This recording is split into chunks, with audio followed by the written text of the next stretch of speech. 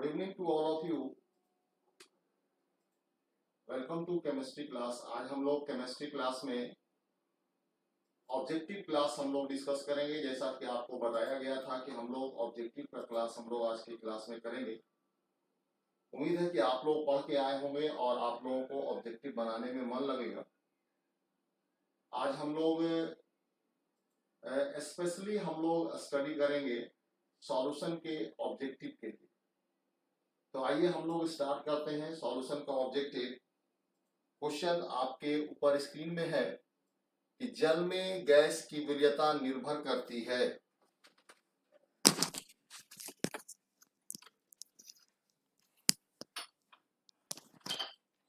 Question है कि जल में गैस की वरीयता निर्भर करती है और चॉइस देखिएगा। चॉइस नंबर 1 गैस की प्रकृति पर, चॉइस नंबर बी ताप पर, चॉइस नंबर सी गैस के दाब पर और चॉइस नंबर डी इन सभी पर।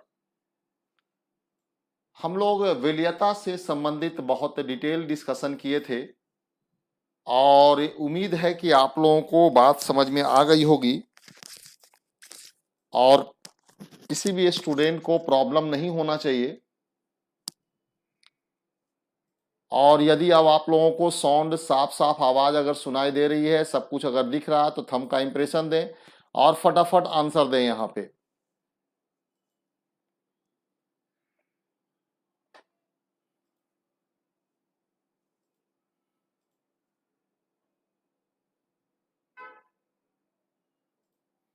चलिए, बहुत बेहतरीन आंसर आप लोगों के द्वारा, एकदम सही आंसर है और सब लोग एकदम पूरा यूनिफॉर्मली एकाग्रता के साथ आप लोग का आंसर, जो इस बात को साबित करता है कि सर हम लोग एकदम बेहतरीन से रिवीजन करके आए हैं। चलिए, वेरी गुड। तो इसमें इसका आंसर जो होगा, जैसा कि हम लोग देख पा रहे हैं कि यहाँ पे हम लोगों का आंसर इसमें सभी हो जाएगा, क्योंकि गैस की प्रकृति पर भी निर्भर करता है, ताप पर भी निर्भर करता है, गैस के दाब पर हम लोग हेनरी का नियम पढ़े थे और साथ साथ में ये हम लोग इनमें सभी ये सब के सब हो सकते हैं। तो आइए हम लोग नेक्स्ट क्वेश्चन अगर देखें। अगला क्वेश्चन हम लोग का है जो आपके स्क्रीन पे है। तथ्य एक गैस का भार जो दिए गए विलायक के भार में किसी ताप पर घुली है, विलायक पर गैस के दाब के समानुपाती होता है, इसे हम लोग क्या कहेंगे? चॉइस नंबर ए डाल्टन के आंशिक दाब का नियम, choice number B law of mass action, choice number C Henry का नियम, चॉइस नंबर डी इनमें से कोई नहीं। आंसर आपको देना है कि इसमें क्या हो सकता है आंसर।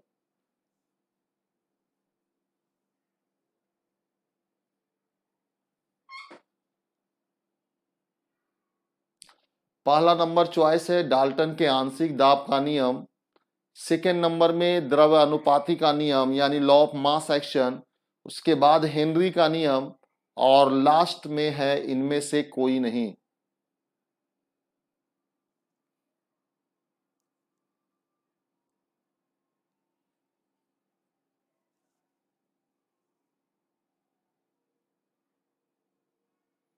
Very good. तो इसमें मोस्टली स्टूडेंट का आंसर जो है वो आपका सी आंसर है और यह सी आंसर बिल्कुल सही आंसर है, इसलिए कि हम लोग जानते हैं कि किसी ताप पर घुली है विलायक पर गैस के दाब का समानुपाती होता है।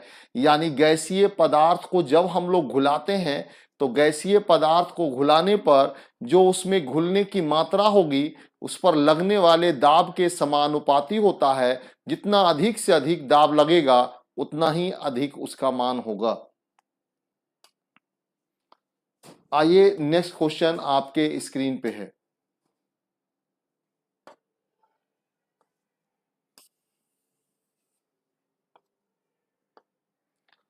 और ये आपके स्क्रीन पे है जो देख सकते हैं आप। निम्नलिखित में कौन विलायक का उदाहरण नहीं है? और इसमें आपका चॉइस नंबर ए है, चॉइस नंबर ए हवा, चॉइस नंबर बी पीतल, choice number C amalgam, choice number D जल में बेंजीन। निम्नलिखित में कौन विलायक का उदाहरण नहीं है?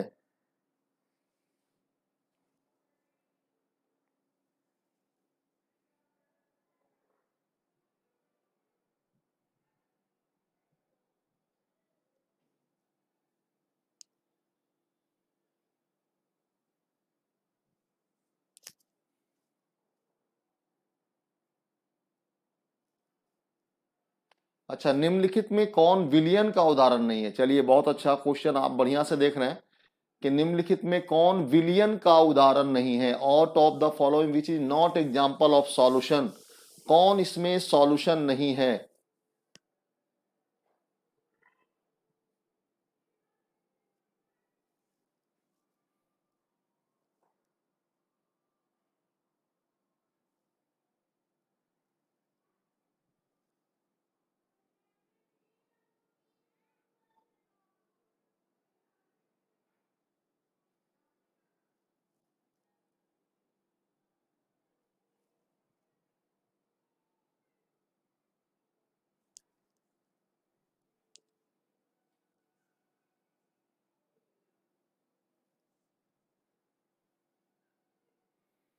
हम्म,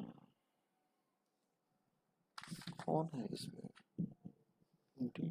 ये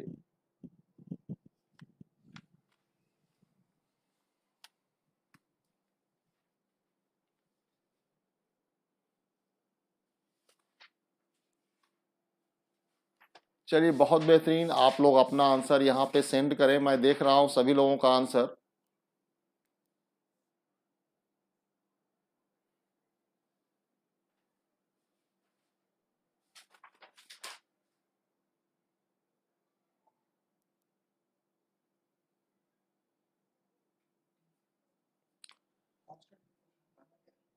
तो यहाँ पे देखिए, एक्चुअली में यहाँ जो आंसर आप लोगों में से मैक्सिमम लोग ए मारे हैं, और आपको ए मार के लग रहा हो कि हम आपको बहुत बेहतरीन आंसर दिए हैं, जबकि आपको बताएं कि आंसर इसमें जो होगा वो D is the correct answer.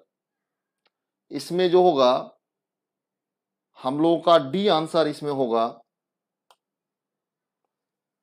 सही आंसर जो हम लोग का है वो डी है, इसलिए कि दोनों कांस्टेंट प्रोपोर्शन में होता है, और इसलिए यह एक विलियन का उदाहरण नहीं है।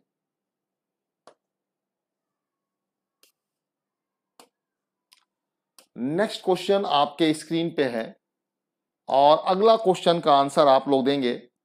गैस का द्रव में विलय होना प्रतिपादित है, यानी किसके ऊपर प्रतिपादित होता है ये आपको बताना है। चॉइस नंबर ए, चॉइस नंबर ए में देखिए रॉल्ट का नियम, choice number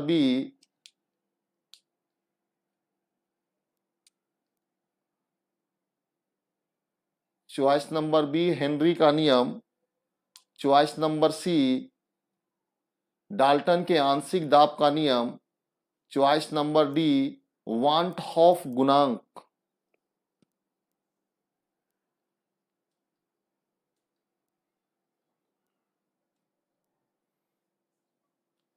dissolution of a gas in liquid is govern by किस नियम का पालन करती है? जब हम लोग किसी गैस को द्रव में मिलाते हैं, तो गैस को द्रव में मिलाने पर किस नियम का पालन होगा, ये आंसर आप लोग को देना।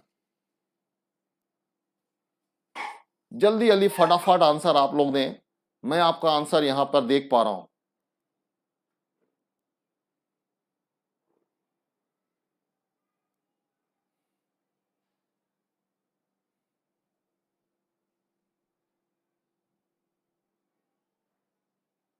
चलिए, आप लोग कंफ्यूज कर रहे हैं, और कंफ्यूजन नहीं होना चाहिए। ये सारी चीजें कंठस्थ होनी चाहिए, क्योंकि जब आप लोग को पढ़ाए थे तो आपको बताए थे कि ये बहुत इंपॉर्टेंट क्वेश्चन है और जिसको भी इंपॉर्टेंट बताई जाए उसको एकदम 100% याद रखिएगा।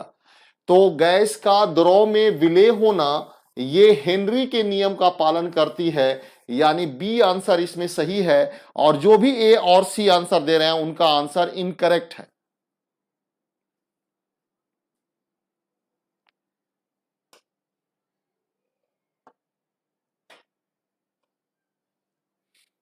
नेक्स्ट क्वेश्चन आपके स्क्रीन पे है। 250 मिलीलीटर के 0.25 एम विलियन में उपस्थित निर्जलीय सोडियम कार्बोनेट की मात्रा है। इसकी मात्रा कितनी हो सकती है ये आपको बताना है इसमें। और ये आपके ऊपर स्क्रीन पे इसका आंसर यहाँ पर दिया हुआ है। बहुत ही सिंपल कैलकुलेशन है और सिंपल कैलकुलेशन आपको यहाँ पे बनाना है। हम लोग उम्मीद करेंगे कि आप इसको यहाँ पे बढ़िया आंसर देंगे और आप थोड़ा सा कैलकुलेशन करें, क्योंकि हम आपको बार बार बोलते हैं कि यदि आप हमारे साथ जुड़े तो कॉपी और कलम साथ लेकर के जुड़िएगा। और इसलिए इसमें भी आप देखें बनाकर कि क्या फॉर्मूला बेस्ड क्वेश्चन है, क्या आंसर आपको बनता है, ये आंसर आपको यहां पर देना।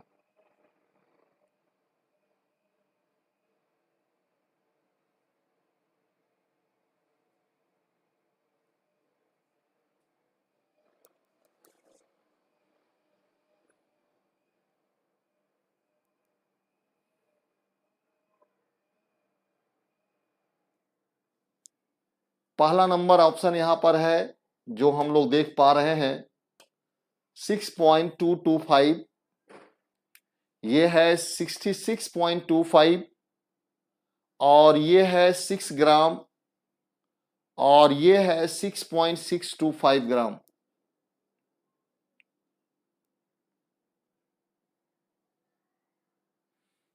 तो यहां देखिए हम लोग के पास दिया गया क्या क्या चीज है, इसको पहले यहां देख लें कि दिया गया है इसमें कि वॉल्यूम यहां पर आपको 250 मिलीलीटर है। मोलरता इसके अंदर दिया हुआ है 0.25 और पूछ रहा है कि सोडियम कार्बोनेट की मात्रा क्या होगी। तो सोडियम कार्बोनेट में अगर देखें तो 23 दूनी 46 प्लस 12 और 16 तिया 48, तो 48 12 60 और 60 और 40 हो जाएगा 106, यानी 106 आपका हो जाएगा। और जब 106 है तो मोलारिटी का फॉर्मूला हम लोग लगाएंगे W बटा M गुना 1000 बटा V। ये हम लोग को दिया हुआ है 0.25। W जो हम लोग के पास है ये निकालना है और ये हम लोग के पास 106 है और ये आपका 1000 अब बाई हो जाएगा आपको 250। 4 टाइम्स में ये आपको कैंसिल हो जाएगा। आप अगर देखें यहां पर तो 2 दूनी 4 और ये आपका हो जाएगा 53। मतलब ये हो जाएगा कि आप यहां पर देख सकते हैं कि 2x is equal to 0.25 multiply by 53 और x इज इक्वल टू हो जाएगा 0.25 इंटू 53 और डिवाइडेड बाई 2। तो ये जो आप यहाँ पर x देख रहे हैं ये पदार्थ की मात्रा है और इस प्रकार से हम लोगों का आंसर जो यहाँ पर पूरा कैलकुलेट करते हैं तो 6.625 D is the correct answer. आप इसको यहाँ पर देख सकते हैं।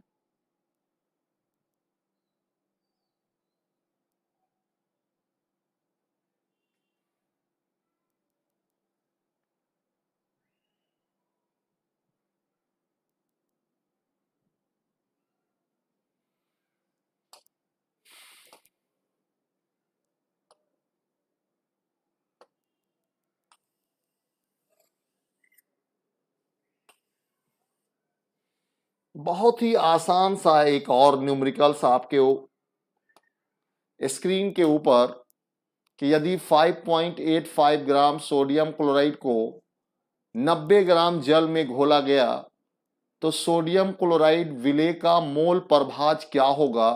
ये मोल प्रभाज निकालना है, जबकि चॉइस आपका दिया हुआ है स्क्रीन पे।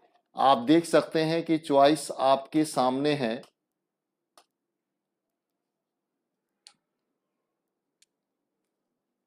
एक और चॉइस देखें तो ये आपका इसमें चॉइस है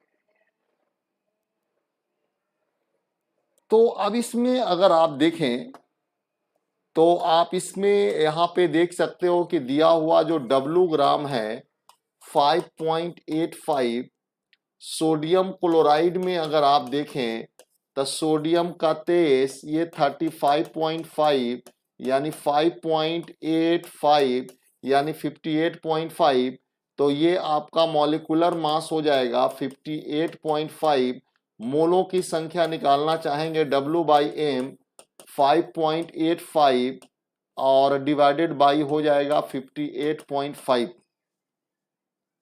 कैंसिल होगा तो ये ऊपर जाएगा 10 नीचे जाएगा तो हो जाएगा 100 दोनों कैंसिल और तब हो जाएगा 1/10 0.1 ये मोल की संख्या निकल गया। अच्छा जल के लिए अगर बोला जाए तो बड़ा W बराबर दिया हुआ है 90 ग्राम और बड़ा M बराबर हम लोग जानते हैं 18 तो N बराबर हो जाएगा 90/18 ये दोनों कैंसिल और जब कैंसिल हो जाएगा तो 5 मोल प्रभाज निकालना है। जल में घोला गया तो सोडियम क्लोराइड विलेय का निकालना है यानी N/N+N तो छोटा n दिया हुआ है 0.1 और ये आपको आ गया यहाँ पर 0.5 प्लस 0.1 यानी 0.1/5.1 ये हम लोग को कैंसिल हो जाएगा 1/51 तो ये आप यहाँ पर देख पा रहे हैं कि 6 नंबर जो आपका है इसका आंसर अगर यहाँ पे देखेंगे तो डिवाइड करने के बाद लगभग आपका 0.0196 के बराबर हो जाएगा। तो ये आपका यहाँ पे मोल प्रभाज है और मोल प्रभाज आपको निकालना हम सिखाए हैं कि मोल प्रभाज जिस अवयव का निकाला जाएगा उस अवयव के मोलों की संख्या बटा में उस विलयन में कुल मोलों की संख्या दोनों के अनुपात को मोल प्रभाज कहते हैं। तो किसी भी विलयन में यदि मोल प्रभाज आपको निकालना है तो आप इस बात को विशेष रूप से ध्यान देंगे कि एक अवयव का मोलों की संख्या और बटा उसमें कुल मोलों की संख्या दोनों के अनुपात को मोल प्रभाज कहते हैं।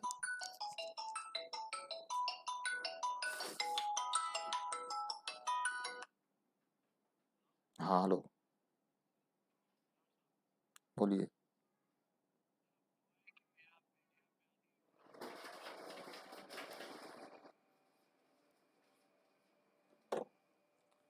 तो ये हम लोग का यहाँ पे था। अब आइए नेक्स्ट क्वेश्चन आपके स्क्रीन पे और अगला क्वेश्चन आप देखेंगे ये न्यूमेरिकल भी आपको यहाँ पे बनना चाहिए और ये अलग अलग प्रकार के न्यूमेरिकल हैं जो कि आपको आंसर यहाँ पे आना चाहिए कि ये है। उसके बाद यहाँ देखिए ये आपका 4 आंसर है।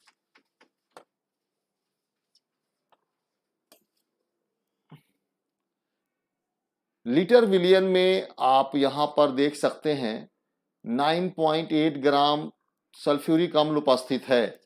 2 लीटर यहाँ पर लिखा हुआ है, ये आपको थोड़ा दिख नहीं रहा। 2 लीटर विलियन में 9.8 ग्राम H2SO4 उपस्थित है। इस विलियन की मोलरता ज्ञात करें। बहुत आसान क्वेश्चन है ये, बहुत इजी क्वेश्चन है। आपको बस थोड़ा सा हम फॉर्मूला बताए हैं आपको कि इस टाइप का क्वेश्चन अगर रहेगा तो वह क्वेश्चन का आंसर कैसे दिया जाएगा।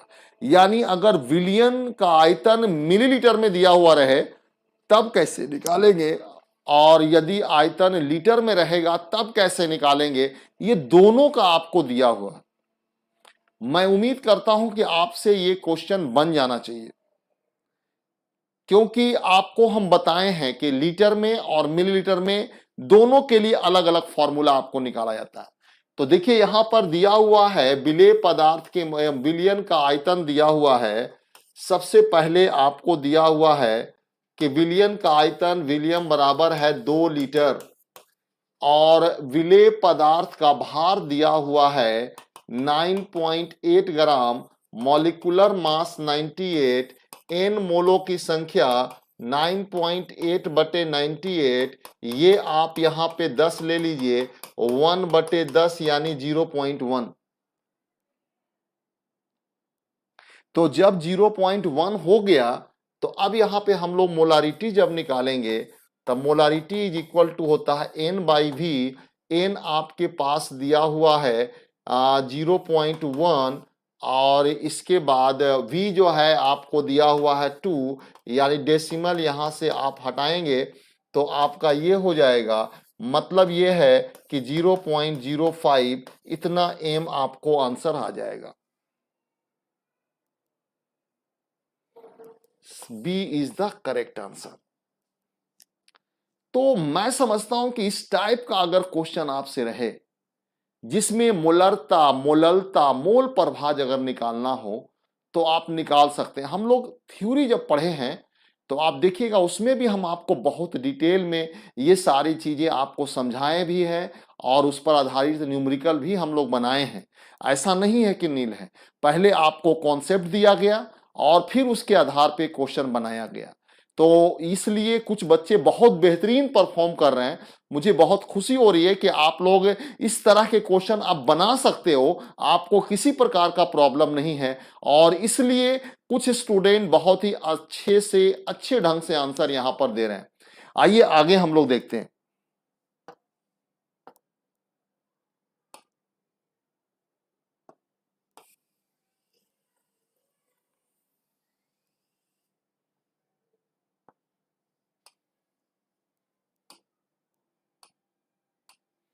5 ग्राम सोडियम हाइड्रोक्साइड के 250 मिलीलीटर की मोलरता क्या होगी? ये क्वेश्चन भी आपको बनना चाहिए। इस बार आयतन मिलीलीटर में दिया हुआ, लीटर और मिलीलीटर दोनों के लिए हम आपको दिए हैं और वो दोनों का आंसर आप यहां पर निकाल सकते हैं। आपको किसी प्रकार की कठिनाई नहीं होना चाहिए। नीतीश कुमार बढ़िया से कॉपी का लगता है कि आप पढ़ाई नहीं किए हैं। नहीं पढ़िएगा तो आपको इसी तरह का प्रॉब्लम होगी। इसीलिए हम बार बार कह रहे थे कि जिस बच्चे को भी न्यूमेरिकल बनाना है या ऑब्जेक्टिव बनाना है, एक बार कॉपी बढ़िया से पढ़ के आइए। जो आपको सब कुछ हम लोग पढ़े हैं और कोई भारी चीज नहीं है, एकदम फॉर्मूला बेस्ड है। इसलिए देखिए मोस्ट ऑफ द स्टूडेंट अपना आंसर एकदम करेक्ट कर रहे हैं। आप भी थोड़ा सा पढ़ने पर ध्यान दीजिए और कॉपी को रिवाइज करिएगा तो आपको बात समझ में 100% आ जाएगी।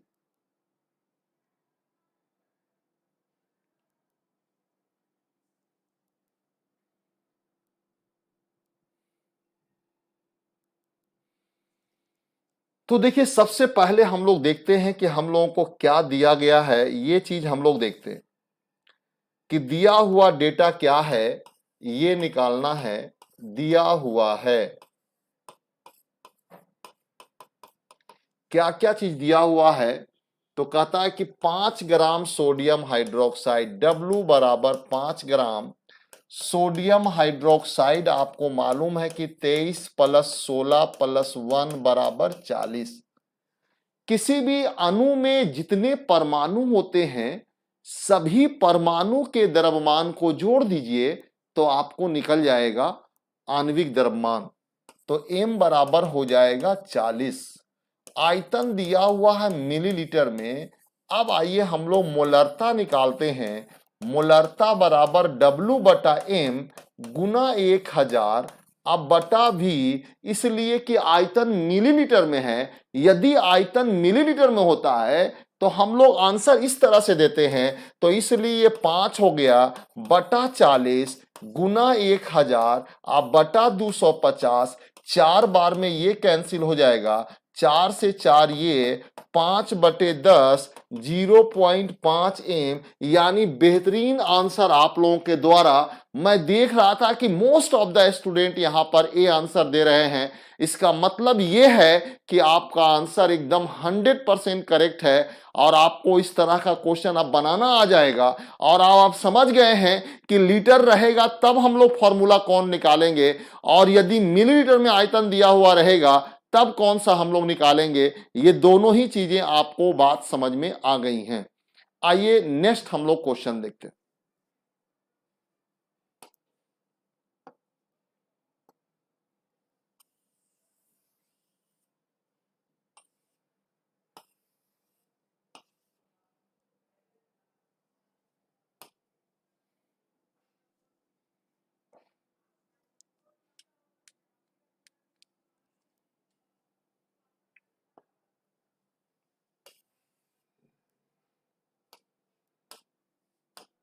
बहुत आसान सा क्वेश्चन, कॉन्सेप्चुअल क्वेश्चन, आपको बताया गया है क्वेश्चन, पढ़ाया गया है, उसी में से क्वेश्चन है। और हम उम्मीद करेंगे कि आप लोग इसका आंसर बहुत सही ढंग से देंगे।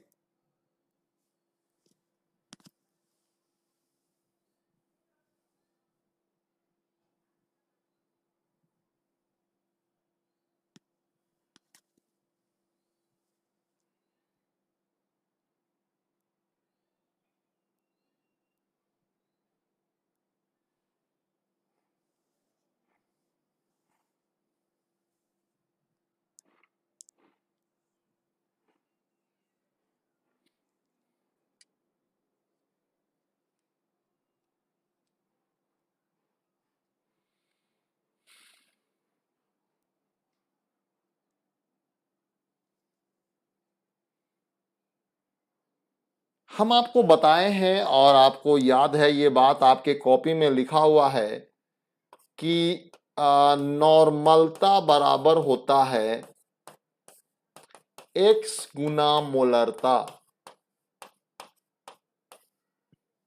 यहां मोलरता दिया हुआ है फास्फोरस एसिड का। अब फास्फोरस एसिड में x का मान होता है 2, तो इसलिए नॉर्मलता बराबर लिख लेंगे 2 गुना 0.3 यानी 0.6 m। It is the correct answer.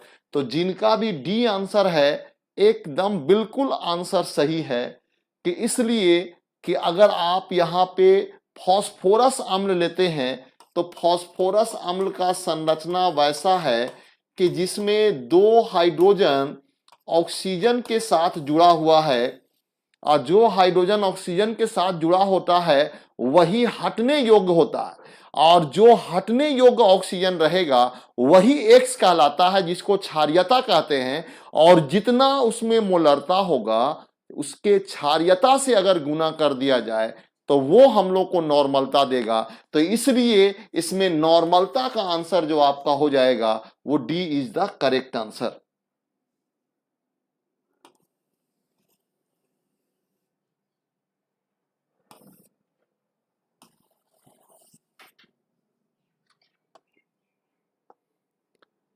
Next question आपके स्क्रीन पे है।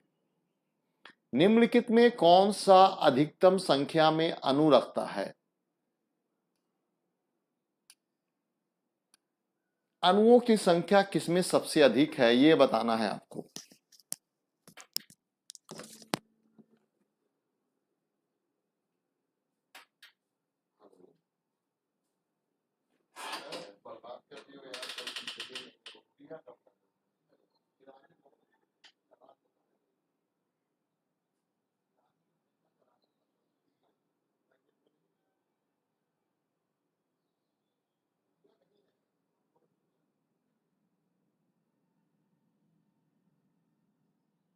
आप अगर दे देते ना तो मेरा नाम तो स्पष्ट करना था और ना ही हमारा गलती बनी। वो है अब तो हो गया।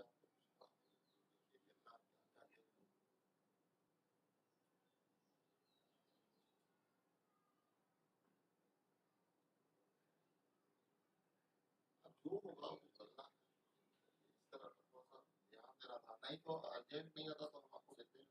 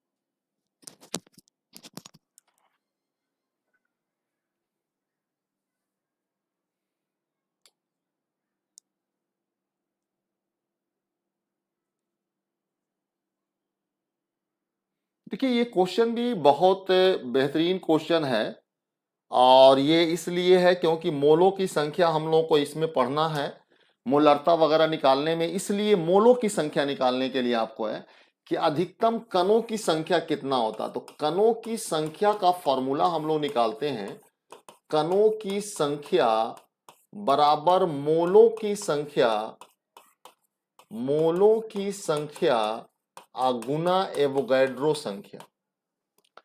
अब देखिए इसमें कैसे क्वेश्चन आप बनाओगे, ये आपको टेक्निक सिखाते हैं कि कैसे इस तरह के क्वेश्चन को कम से कम समय में बनाया जाए। ज्यादा एक एक करके लेंदी करने की जरूरत नहीं है। देखो कैसे बनाओगे अगर ऐसा क्वेश्चन आए तब। यहां पे दिया हुआ है पदार्थ का द्रव्यमान बटे आणविक द्रव्यमान और गुना हो जाएगा एवोगैड्रो संख्या। यहां देखिए दिया हुआ है ऑक्सीजन O2 के 16 ग्राम और ये दिया हुआ है आपको NO2 के 16 ग्राम, ये दिया हुआ है नाइट्रोजन के 7 ग्राम और ये दिया हुआ है हाइड्रोजन के 2 ग्राम। पूछ रहा है कि किसमें मॉलिक्यूल सबसे अधिक है, तो मॉलिक्यूल पे बात कर रहा है तो इसका मतलब W तो हमारा इसमें हो जाएगा 16 और ये मॉलिक्यूल यहां अगर लीजिएगा तो 32 और गुना ये N एक कॉमन है, उसमें छेड़छाड़ नहीं करना। अब अगर ये आप देखिएगा NO2 के लिए तो ये हो जाएगा 14 दूनी 28 और 16 दूनी 32, तो 32 और 28 यानी आपको हो जाएगा 8 2 10, 3 और 2 5 और 1 6 यानी 60। सॉरी यहाँ पे इसको हम लोग देख सकते हैं कि यहाँ पे हो जाएगा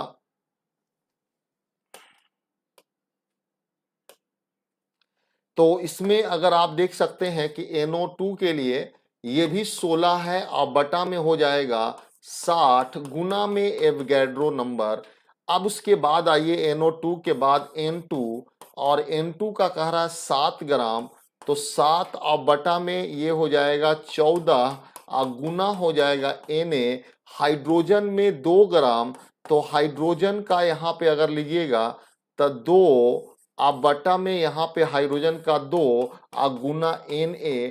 बहुत ही टेक्निकल क्वेश्चन, मजेदार क्वेश्चन, टेक्निकल क्वेश्चन, बच्चे को फंसाने वाला क्वेश्चन कि बच्चा कैलकुलेशन में अटका हुआ रह जाए और उसका सब जो है टाइम भी चला जाए और आंसर भी सही से ना आए।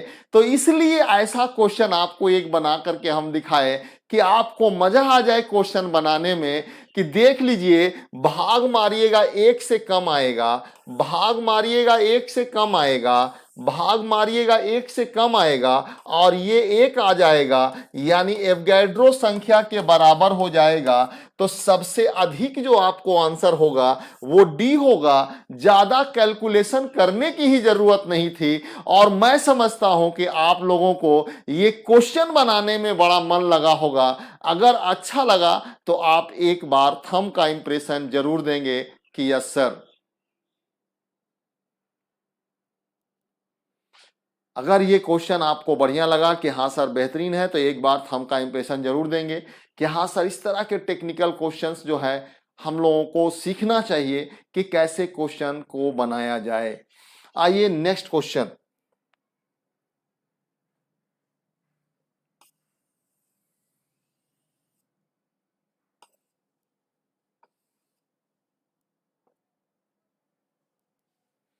अगला क्वेश्चन आपके स्क्रीन पे और इसका आंसर आपको देना है कि मोलरता को व्यक्त करते हैं या कह सकते हैं कि इसका जो यूनिट होगा वो क्या हो सकता है।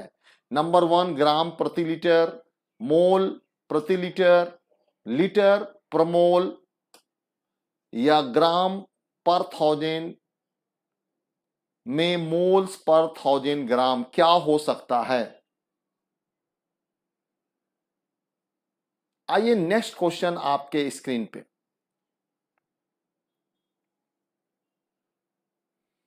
बहुत आसान क्वेश्चन है। यदि आप फिजिक्स में और मैथ में यूनिट पर आधारित कोई भी चीज को अगर एक्सप्लेन करते हैं तो इसके अनुसार आपको यहाँ पे इसको बनाने में भी कोई दिक्कत नहीं होना चाहिए आराम से आप बना सकते हैं, क्योंकि अभी अभी हम आपको बताए थे कि मोलरता जो होगा, अभी अभी आपको बताए हैं कि मोलरता जो हम लोग लेते हैं, अगर हम लोग लीटर में लेते हैं तो N/V होता है। और यदि मोलरता का फॉर्मूला अगर N/V होता है तो अब आप बता दीजिए कि क्या इसका यूनिट हो जाएगा।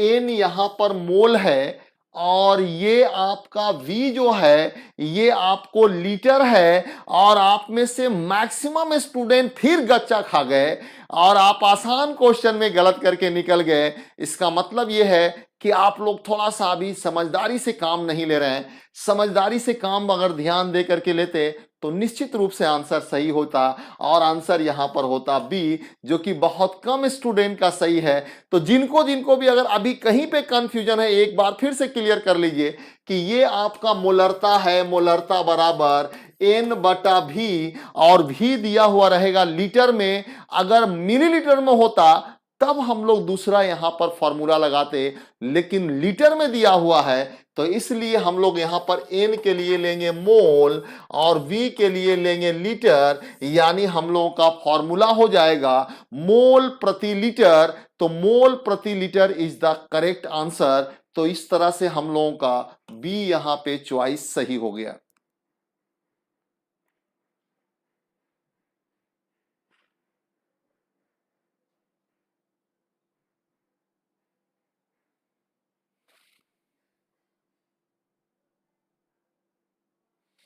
चलिए नेक्स्ट क्वेश्चन आपके स्क्रीन पे है। अगला क्वेश्चन के लिए आप रेडी रहिए।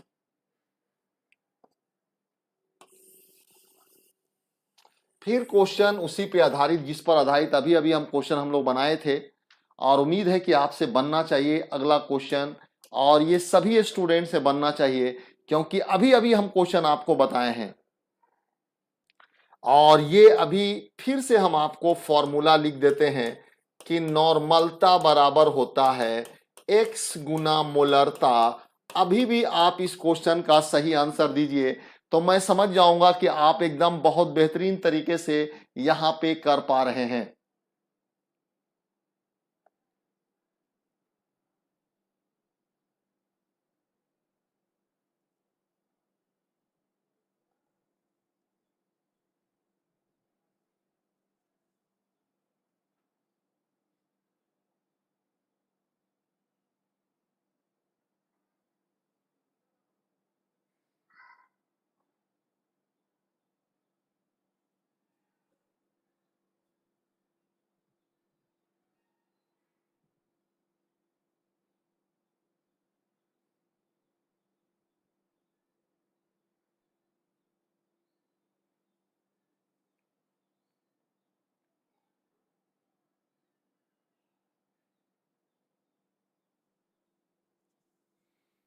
तो ये जो यहां पे है इसमें आप देख सकते हैं कि x जो होगा वो क्या हो सकता है। यहां पर हटने योग्य हाइड्रोजन, यानी जो हाइड्रोजन हटने योग्य है उसकी संख्या कितना।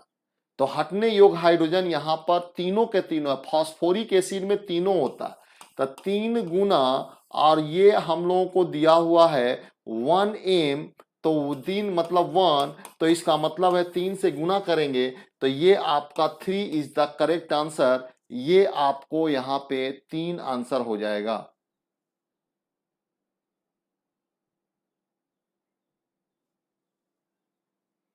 कुछ नहीं करना है, देखना है कि क्षारीयता कितना है।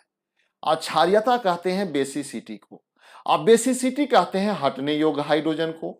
और हटने योग्य हाइड्रोजन वही होता है जो ऑक्सीजन से जुड़ा हुआ रहता है। तो आप इसको देख लीजिए, इसमें आप देखेंगे कि ये तीनों के तीनों हाइड्रोजन ऑक्सीजन के साथ जुड़ा हुआ है। और जो भी हाइड्रोजन ऑक्सीजन के साथ जुड़ा हुआ रहता है वो हटने योग्य हाइड्रोजन होता है, और हटने योग्य हाइड्रोजन के कारण ही हम लोग क्षारीयता निकाल पाते हैं। तो ये हम लोगों का यहाँ पे हो गया। अब आइए अगला क्वेश्चन हम लोग देखते हैं।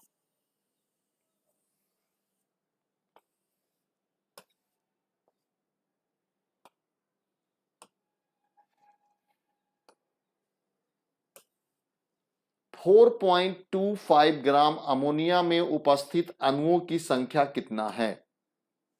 फिर अणुओं की संख्या निकालने का हम लोग के पास फॉर्मूला आ गया और एकदम उसी फॉर्मूला पे आधारित है। बनना चाहिए आप लोगों को ये क्वेश्चन भी।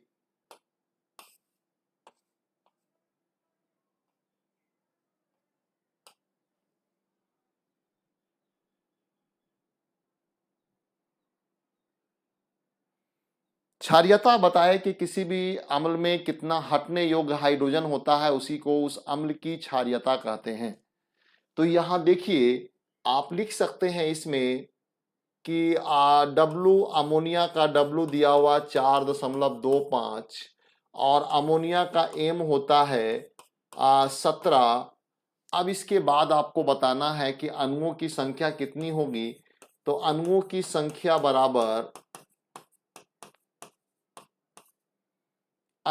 संख्या बराबर हो जाएगा W बटा M गुना एवोगैड्रो संख्या। W का मान 4.25 और ये आपका हो गया 17 और गुना में 6.022 इंटू 10⁻23। ये क्वेश्चन भी हम लोग उसी आधार पे बनाते हैं जैसा कि आपको पहले बताया गया था। पूरा कैलकुलेशन करेंगे हम लोगों का आंसर यहां पर बी आ जाएगा। B is the correct answer 1.5 into 10⁻23। Next question आपके स्क्रीन पे है और इसका आंसर भी आपको देना है और ये भी आपको बता देना चाहिए। सभी स्टूडेंट से आंसर मुझे चाहिए क्योंकि मैं ये तीसरा क्वेश्चन बना रहा हूं जो इस पर आधारित है, इसलिए सभी स्टूडेंट का सही होना चाहिए। हम आपका आंसर देख रहे हैं।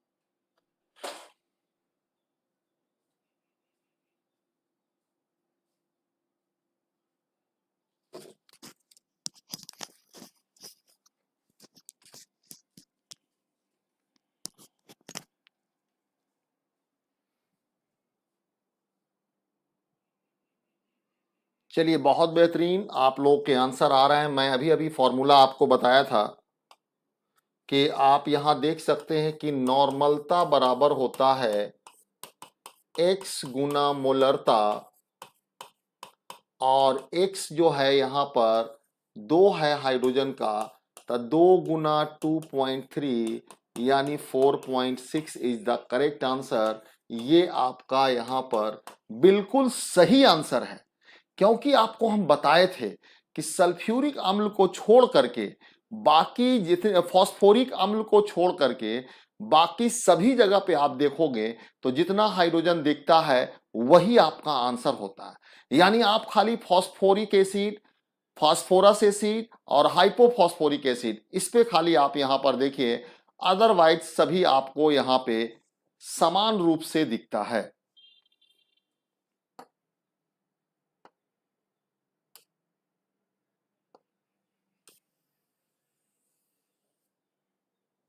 एक 171 ग्राम गन्ने की शर्करा को 1 लीटर में घोला गया, विलयन की मोलरता क्या होगी, ये आपको बताना है।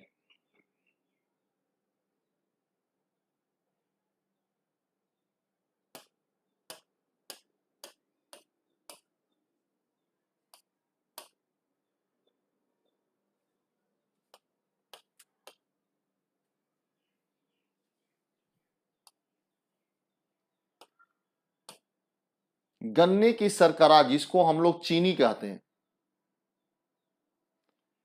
गन्ने की शर्करा जिसको चीनी कहते हैं हम लोग,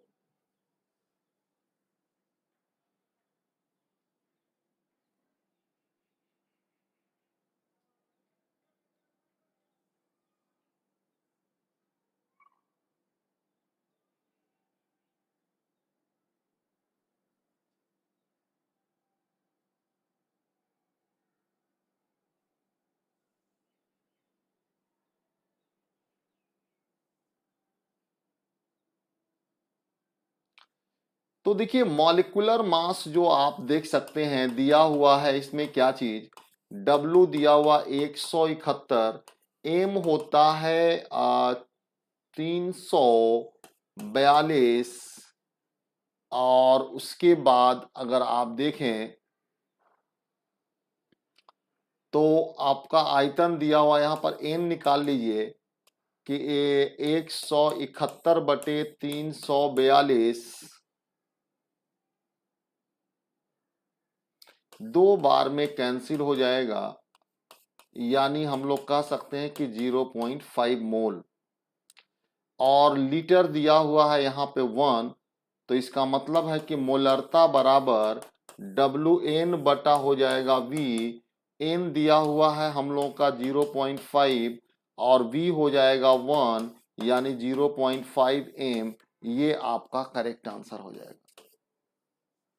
कुछ चीजें हम लोग को बहुत कॉम्प्लिकेटेड लगता है कि अरे बड़ा भारी होगा, लेकिन जब आप बना लीजिएगा ना तो फिर आपको आसान लगने लगेगा। तो ये इस तरह के न्यूमेरिकल की चीजों का होता है। हम एक्चुअली में चाह रहे हैं कि आपको ऑब्जेक्टिव के द्वारा भी न्यूमेरिकल बनवा दें, और भी न्यूमेरिकल बनवाएंगे। ऑब्जेक्टिव का और भी प्रैक्टिस अभी हम लोगों का चलेगा। अभी सॉल्यूशन का केवल ऑब्जेक्टिव हम लोग स्टार्ट किए हैं, आज अभी 15 क्वेश्चन कराए हैं।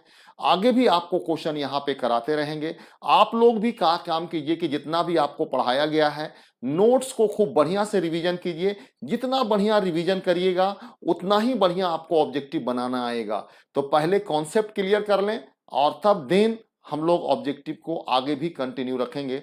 कल मॉर्निंग में जैसा हम लोग का टाइमिंग था, कल हम लोग टाइमिंग के अनुसार ही 7:30 से 8:30 में हम लोग इलेक्ट्रोकेमिस्ट्री का हम लोग स्टडी करेंगे। जैसा आपका रूटीन है उसी के अनुसार, अपने रूटीन के अनुसार 7:30 से लेकर के 8:30 तक इलेक्ट्रोकेमिस्ट्री आपका चलेगा। तो आज भर इतने ही। Thank you very much. बाकी हम लोग नेक्स्ट डे डिस्कस करेंगे, अगला दिन। आज भर इतने ही। जो नए बच्चे हैं हमारे चैनल को सब्सक्राइब कर लीजिए, ताकि आपको इस तरह से ऑब्जेक्टिव और दूसरे इंफॉर्मेशन सब कुछ मिलता रहे। जो पुराने बच्चे हैं जाते जाते एक बार अगर आपको अच्छा लगा आज ऑब्जेक्टिव तो चैनल को लाइक करें, और नए स्टूडेंट सब्सक्राइब करें, अपने दोस्तों को शेयर करें। Thank you very much.